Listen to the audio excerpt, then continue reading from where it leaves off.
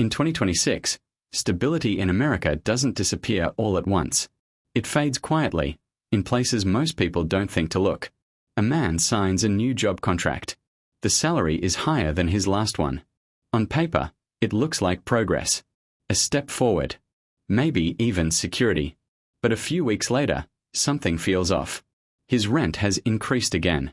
His health insurance premium quietly adjusted. His car insurance renewal came back higher than expected. Nothing dramatic. Nothing catastrophic. Just slightly more. So he does what most people do. He recalculates. Adjusts. Delays a few decisions. Pushes a few plans further out. And then it happens again the next month. No single moment breaks the system. But over time, the margin disappears. And what remains is a strange contradiction. The job is still there, but the feeling of stability is not. Because the real shift isn't happening inside the job. It's happening around it.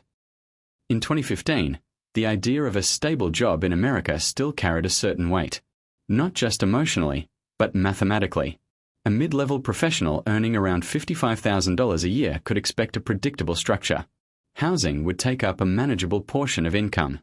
Healthcare, while imperfect, was still partially absorbed by employers. And while expenses existed, they didn't constantly compete with each other. There was room to adjust. Room to absorb a mistake. Room to plan beyond the next few months. By 2026, that equation has quietly shifted. Median household income in the United States has risen to around $75,000. On the surface, that suggests progress. Higher wages, stronger labor markets, more opportunity. But the structure surrounding that income has changed in ways that aren't immediately visible. Housing is the most obvious pressure point. In cities like Phoenix, the median home price has nearly doubled over the past decade. In Austin, rents surged more than 40% in just a few years during peak migration periods. Even in traditionally affordable regions, housing costs have outpaced income growth. What used to be a flexible expense has become a fixed anchor. Healthcare tells a similar story, but in a more fragmented way. Employer-sponsored insurance still exists, but the cost burden has shifted. Premiums, deductibles, and out-of-pocket maximums have steadily increased. In 2015, a typical deductible might have been manageable within a monthly budget. By 2026, it often represents a financial event. A single unexpected visit can trigger a chain reaction. A credit card charge, a delayed payment, a postponed decision somewhere else. The system hasn't collapsed, but it has become less forgiving. Transportation costs add another layer. Car prices, insurance premiums, and maintenance expenses have all risen, often unevenly. In many parts of the country, especially outside major urban centers, a car isn't optional. It's infrastructure. And when infrastructure becomes expensive, it stops being invisible. Childcare introduces a different kind of pressure. In cities like Boston, full-time childcare can exceed $2,000 per month. For many households, that rivals or even exceeds rent, which creates a paradox. Working more doesn't always result in keeping more. At the same time, debt has become more normalized. Student loans remain a long-term obligation for millions. Credit card balances have reached record highs. Auto loans stretch longer than they used to, often extending financial commitments well beyond the useful life of the asset itself. Individually, none of these changes seem catastrophic. A few $100s more here. An unexpected bill there. But together, they reshape the structure of daily life. Income is no longer just about how much you earn. It's about how much of it is already claimed before you even begin to spend. And that changes how stability is experienced. Because stability used to mean predictability. Now, it increasingly means managing uncertainty. The job still provides income, but it no longer shields against the system surrounding it.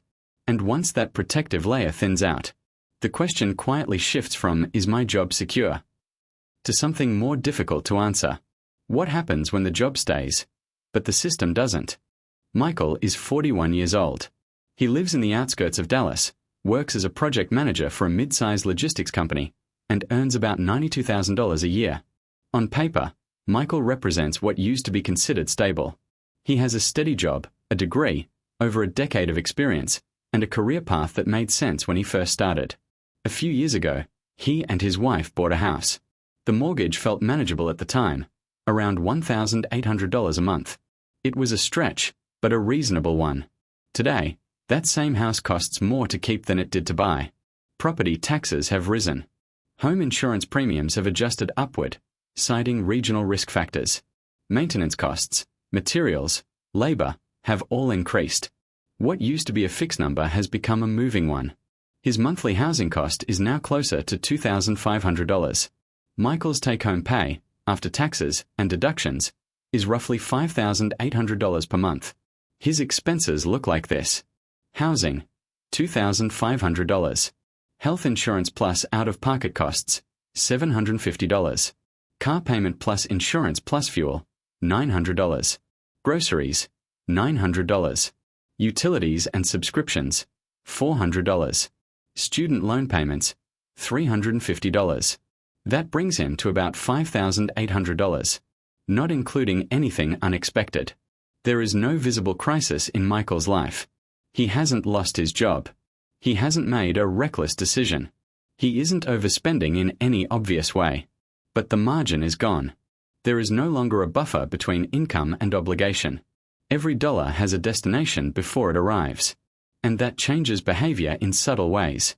Michael used to think in years. Saving for retirement. Planning family trips. Considering upgrades. Now, he thinks in months. Sometimes weeks. A car repair is no longer an inconvenience. It's a disruption. A medical bill isn't just a cost. It's a decision point. Across the country, Sarah's situation looks different, but leads to the same place. She is 36, lives in Columbus, and works in healthcare administration. Her salary is about $68,000 a year. After taxes, she brings home roughly $4,300 per month. Her rent has increased twice in the past 3 years. What started at $1,200 is now $1,750. She doesn't own a home, so she avoids maintenance costs. But she also has no control over increases. Her monthly breakdown. Rent, $1,750. Health insurance plus medical, $600. Car plus insurance plus fuel, $700. Groceries, $700. Student loans, $400. Other essentials, $400. Total, $4,550. She runs a deficit, quietly. Not by taking on large debt, but by shifting small amounts. Using credit cards for temporary gaps. Delaying certain payments. Reducing savings contributions. Neither Michael nor Sarah would describe themselves as struggling. But neither would describe themselves as stable. And that's the shift. Stability used to mean having enough after everything was paid. Now it increasingly means managing everything that's already owed. The job still functions. Income still arrives. But the system surrounding the income has become tighter, less flexible, less forgiving. And when millions of individuals begin to experience the same narrowing margin, it stops being a personal financial story. It starts to look like a structural one. Because if stability no longer comes from having a job, then where is it supposed to come from? What Michael and Sarah are experiencing doesn't come from a single failure point. There's no one decision, no single policy, no obvious mistake to point to. Instead, it emerges from a quiet realignment of incentives across the system. Over time, the responsibility for stability has been shifting, away from institutions and toward individuals. Decades ago, employment didn't just provide income. It acted as a buffer. Healthcare was more heavily subsidized. Retirement plans were often defined and predictable. Insurance, while imperfect, absorbed more volatility. The system wasn't necessarily simpler, but it distributed risk differently. Today, that distribution has changed. Employers still offer benefits, but the structure has evolved. Higher deductibles, narrower networks, more cost sharing. What used to be absorbed collectively is now experienced individually. A medical event isn't just a health issue. It's a financial calculation. Housing follows a similar pattern, but through a different mechanism. In many regions, housing has transformed from a basic necessity into a financial asset class. Prices are influenced not just by local wages, but by external capital, migration flows, and investment demand. This creates a disconnect. The price of living in a place is no longer tied to what people earn there. It's tied to what the market believes that place is worth. And markets don't operate on stability. They operate on return. Insurance introduces another layer of complexity. In states like Florida and California, insurance providers have begun to reassess risk in ways that directly affect individuals. Premiums rise. Coverage narrows. In some cases, providers exit entire regions.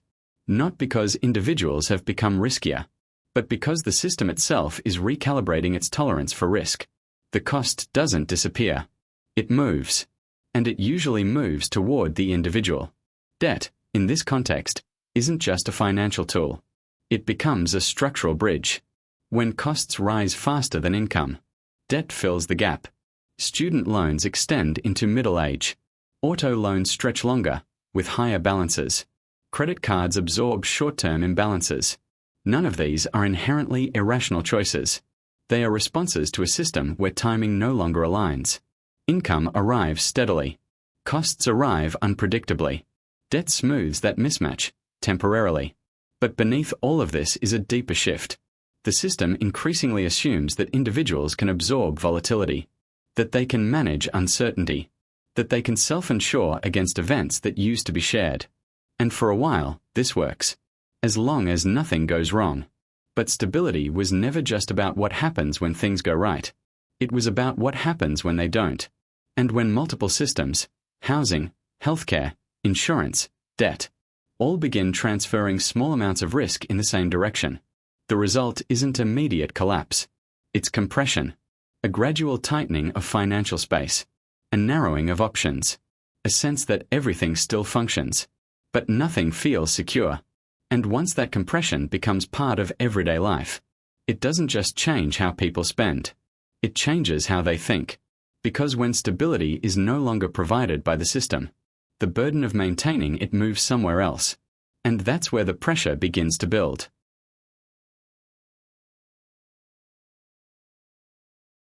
At a certain point, the pressure stops feeling financial. It becomes mental. Not in a dramatic way. There's no single breaking moment. Just a slow shift in how decisions are made. When the margin disappears, every choice carries more weight. A routine expense becomes a calculation. A small uncertainty becomes a scenario to manage. Even ordinary decisions, when to schedule a doctor's visit, whether to replace something now or later, start to require more attention than they used to. Over time, that constant evaluation creates a form of background stress. Not panic, not urgency, but something more persistent. A low-level awareness that things are tighter than they appear. Biologically, this kind of sustained pressure has a pattern. When uncertainty becomes continuous, the body responds by elevating cortisol, the hormone associated with stress and vigilance. In short bursts, cortisol is useful. It sharpens focus, prepares the body to respond. But when it remains elevated over long periods, it begins to have the opposite effect. Decision-making becomes narrower. Energy is conserved. Long-term thinking starts to fade. People don't necessarily notice this shift happening. They just find themselves choosing the immediate option more often. Delaying instead of planning. Avoiding instead of optimizing. This creates a feedback loop. Financial pressure leads to cognitive load. Cognitive load reduces decision quality. Lower quality decisions increase long-term cost. And the cycle continues. Not because people are irresponsible, but because the system requires a level of constant optimization that isn't sustainable. For Michael, this shows up in small ways. He delays routine maintenance on his car, knowing it might cost more later. He avoids scheduling a checkup unless something feels urgent. He hesitates before committing to any expense that extends beyond the current month. Individually, these decisions seem reasonable. But over time, they accumulate. Not as a single mistake, but as a pattern of constrained choices. For Sarah, the effect is more immediate. She finds herself tracking expenses more frequently, checking account balances more often than she used to, re-evaluating purchases that would have been automatic a few years ago. It's not that she's lost control. It's that maintaining control requires more effort. And that effort has a cost. Not one that appears on a bill, but one that shows up in attention, energy, and time. The system doesn't just demand money. It demands constant engagement. And over time, that changes how stability is experienced. It's no longer a condition you reach. It's a state you have to continuously maintain. But when stability depends on constant vigilance, it becomes fragile, not because it's weak, but because it's never allowed to rest. And that raises a quieter, more difficult question. If maintaining stability requires this much effort, what happens when that effort can't be sustained?